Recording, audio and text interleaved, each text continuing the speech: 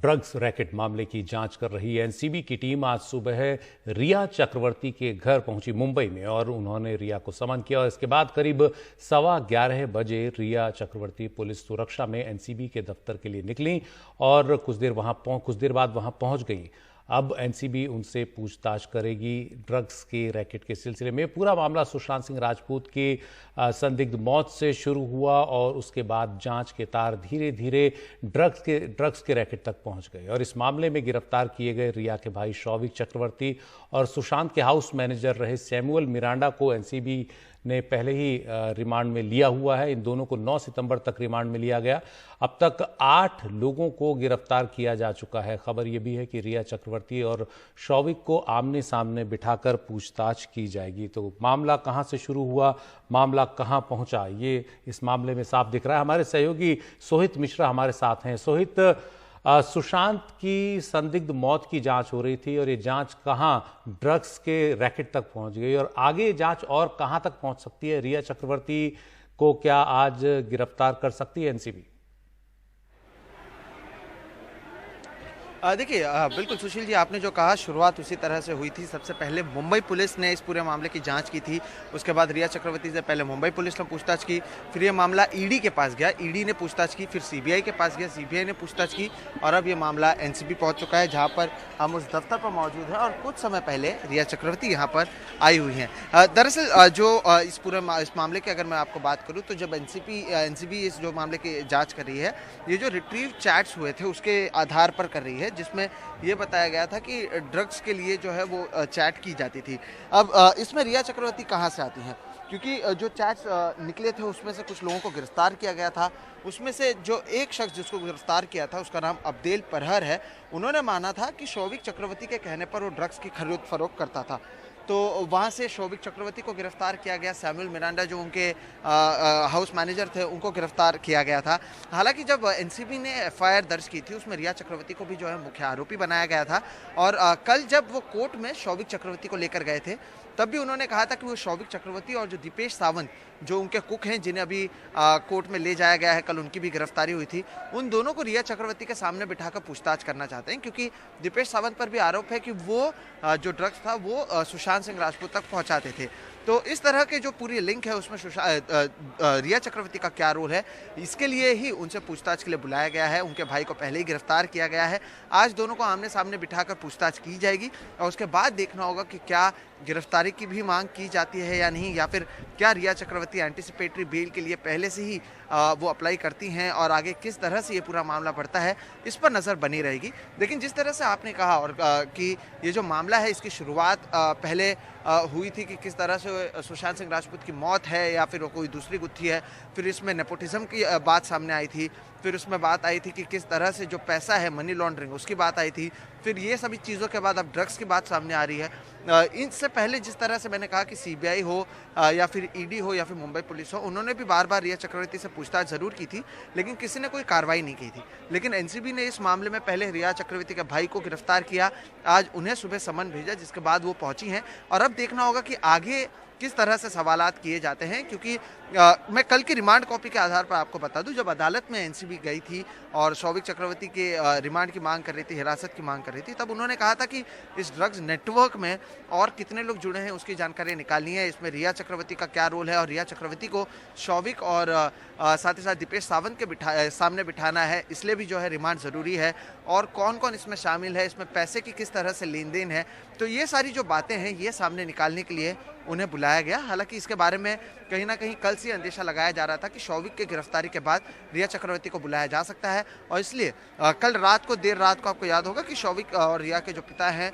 जो पहले सेना में भी थे, उन्होंने एक संदेश जारी किया। उन्होंने कहा कि किस तरह से वो भी समझ रहे हैं और उन्होंने कहीं ना कहीं जो निराशा है वो जताई और कहा है कि एक पूरे मध्यम वर्गीय परिवार को किस तरह से आपने सताया है, परेशान किया है, ये बयान सामने आए हैं। अब जब यहाँ पर रिया चक्रवर्ती पहुंची हैं तब आगे किस तरह से कार्रवाई बढ़ती है, किन लोगों से बातचीत कराई जाती है, इस पर रिया चक्रवर्ती की ओर से क्या क्या दलील दी जाती है और एनसीबी उनसे क्या क्या पूछते हैं, ये सारी जो बातें हैं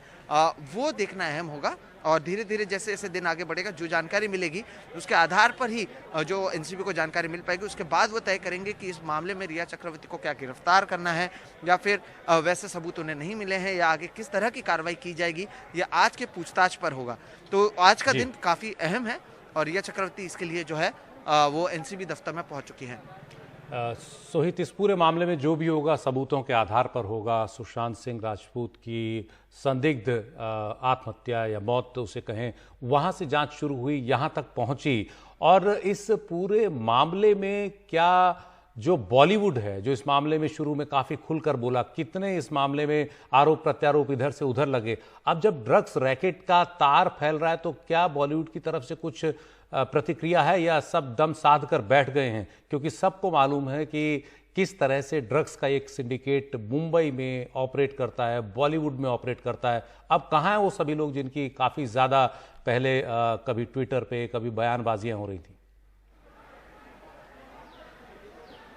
बिल्कुल, ये एक अहम सवाल है क्योंकि शुरुआत में हर कोई जस्टिस फॉर सुशांत सिंह राजपूत के नाम से हमने देखा कि स्टोरीज शेयर किए गए थे, फेसबुक पर लिखा गया था, ट्विटर पर लिखा गया था। लेकिन जब से ये ड्रग्स का मामला आया है और जिस तरह से ये कहा जा रहा है कि एक बड़ा नेटवर्क है, उस पर बॉलीवुड के कई लोगों के नाम आने की बात की जा रही है, तब से कोई सामने नहीं आ रहा है। कंगना रनौत ने ज़रूर इस पर कुछ कहा था, लेकिन उनकी अलग राजनीति है जो मुंबई और महाराष्ट्र सरकार की तरफ चली गई। लेकिन अगर मामले की बात करें तो मामले पर कोई भी बॉलीवुड से फिलहाल बोलता हुआ नजर नहीं आ रहा है। और ये एक अहम बात इसलिए भी हो जाती है क्योंकि शुरुआत में जिस तरह से चर्चा पे चर्चा की जा रही थी, बहुत सारी बातें की जा रही थी, पहले मेंटल हेल्थ की बात से शुरू होकर नेपोटिज्म की बात से आकर किसको किस तरह से स्ट्रगल करना पड़ा, किसके साथ किस तरह से ज्यादती हुई, तब बड़े पैमाने पर लोग सामने आ रहे थे। लेकिन अब जब ये मामला बढ़ रहा है तो ऐसे भी लोग हो सकते हैं जिनको इसकी जानकारी होगी, वो भी सामने नहीं आ रहे हैं। ऐसे भी लोग होंगे जिनको पता होगा कि वाकई में क्या हुआ था, क्योंकि ऐसे कई लोग थे जिन्होंने सुशांत सिंह राजपूत के साथ कई सारे फिल्मों में काम किया,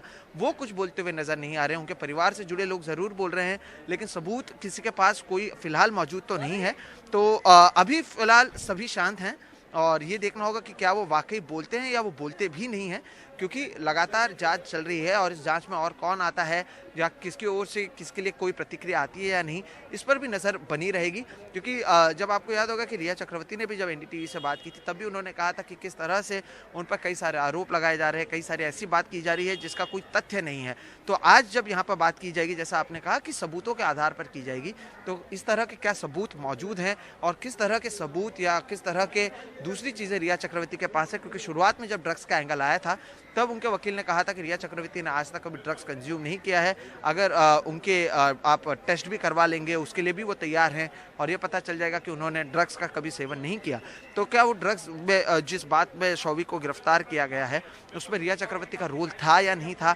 अगर वो ड्रग्स का सेवन नहीं करती थी तो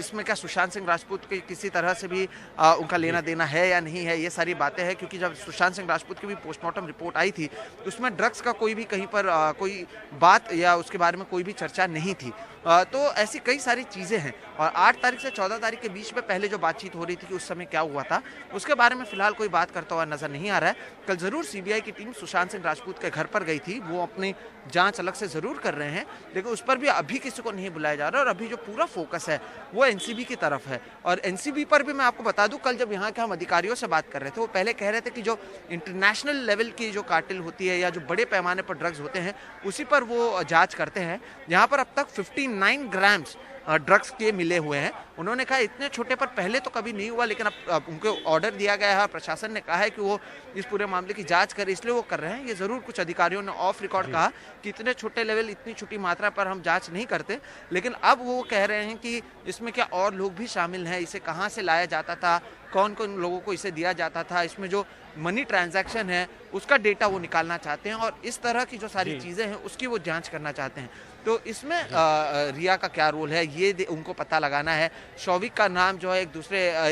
जो शख्स को गिरफ्तार किया गया था उन्होंने लिया था, तो क्या रिया का भी इस पर कोई लेन देन है या क्या रिया ने उन लोगों से बात की है या नहीं, या जिस तरह से रिया के वकील कह रहे हैं कि उनका कोई लेना देना नहीं है, ये सारी बातों पर आज जो चर्चा है वो एनसीबी में की जाएगी। सोहित, बहुत बहुत धन्यवाद इस पूरी जानकारी के लिए। तो उम्मीद की जानी चाहिए कि ये जांच किसी छोटी मछली पर जाकर नहीं रुकेगी, ये आगे तक पहुंचेगी, तार इसके जहां तक जाते हैं। किसी को बलि का बकरा नहीं बनाया जाएगा। इस पूरे मामले में जो भी दोषी हैं उनको सजा दी जाएगी और मीडिया के दबाव में तो जांच एजेंसियों को बिल्कुल भी नहीं आना चाहिए।